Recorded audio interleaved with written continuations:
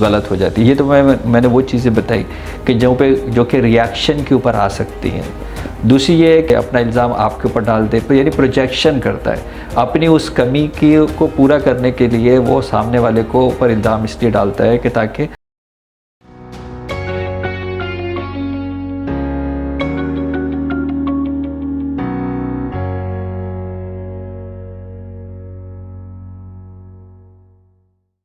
मर्द किसी बात पे बदतमीज़ी करके वॉयलेंट होकर बाद में कसूरवार औरत को ठहरा देते हैं कि शुरुआत तुमने की थी।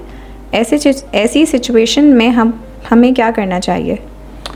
इस सवाल के ना दो पहलू हो सकते हैं कि ये जो बात रिएक्शन में तो नहीं की गई है, क्योंकि शायद मेरी बहनों को अच्छा ना लगे, लेकिन बाज़ दफ़ा उनका जो लहजा है सवाल पूछने का वो बेहतर नहीं होता, वो कानों को भला नहीं लगता।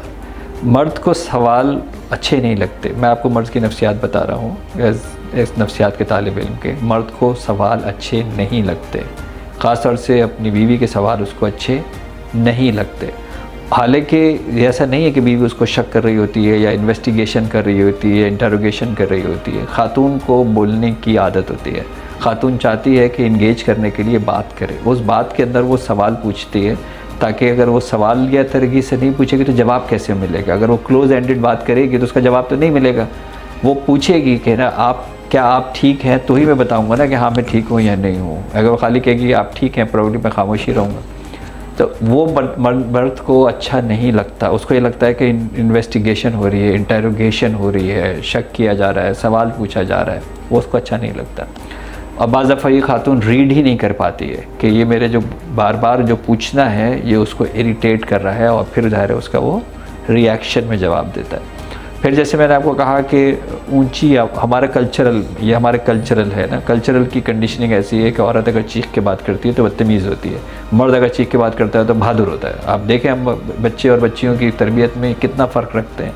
बच्चा जो है वो जब तेज़ आवाज़ में बोलते हो, तेज़ बोलो, ज़ोर के बोलो, और बच्ची को क्या कहते हैं, आहिस्ता बोलो, धीमे बोलो। तो हमारे यहाँ ये तज़ाद है और यही नॉर्म्स भी है।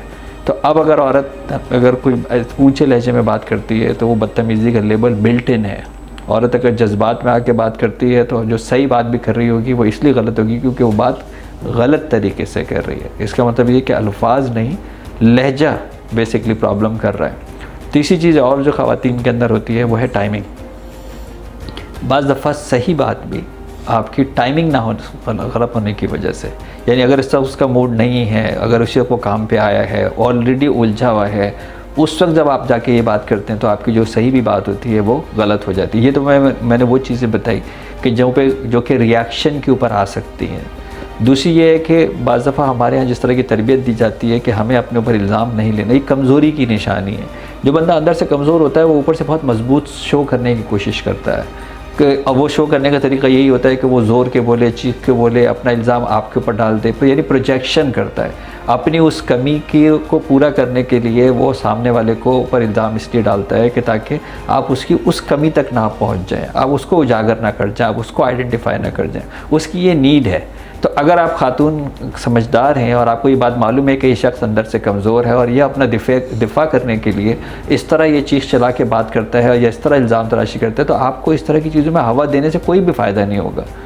आप अगर उस वक्त जितनी खामोशी इख्तियार कर लेंगे, जितना उस टॉपिक को डाइवर्ट कर लेंगे, ये इमोशंस होते हैं, ये भी जहन में रखिएगा। कोई भी इमोशन पहले ऐसे बढ़ता है और इमोशन का एक ही इलाज है, इमोशन मंतिक पे नहीं रुकती है, लॉजिक से कम नहीं होगी, उसके सिर्फ ठंडा होने का इंतज़ार किया जाता है। अगर आपका चूल्हा के ऊपर दूध चाय उबल रही हो तो उस वक्त आपको कोई लॉजिक काम नहीं करती सिवाय इसके कि चूल्हा बंद करें, ढक्कन हटाएं और फूके मार के उस उबाल को ठंडा होने दें।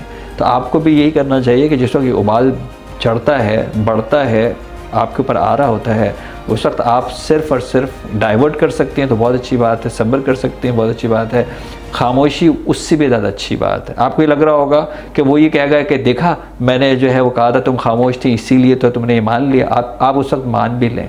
हमने अपने इस फील्ड के अंदर ये देखा है कि थोड़ी देर के बाद यही लोग आपसे माफ़ी मांग रहे होते हैं। थोड़ी देर के बाद ये लोग कह रहे होते हैं यार सॉरी मुझ पर ये चढ़ गया था, मैंने ज़्यादा बोल गया, कुछ हुआ तो नहीं है। ये वाला जो एटीट्यूड है ये उनका एक पैटर्न है, चढ़ता है और उसको उतरना है। उस उतरने में आप जितना खामोश रहेंगे उतना कम नुकसान होगा, जितना आप उसके अंदर पेट्रोल डालेंगे उतनी आग लगेगी, उस आग से उसको भी मुतासर होगा, आप भी मुतासर होंगे।